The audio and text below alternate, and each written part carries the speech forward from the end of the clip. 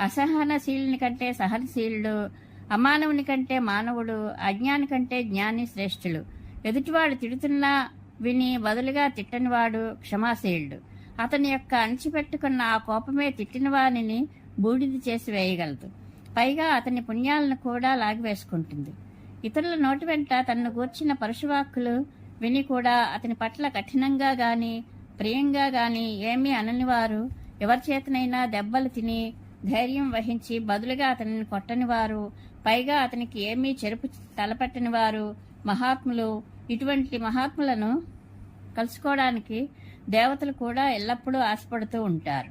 పాపం చేసేవాడు తనకంటే పెద్దవాడైనా లేదా సమానుడైనా తప్పు చేస్తున్న స్థితిలో అతని చేత అవమానం పొంది దెబ్బలు తిట్లు తిని కూడా అతనిని క్షమించాలి. ఇలా చేసేవాడు పరమసిద్ధిని పొందుతాడు. నేను అన్ని రకాలుగా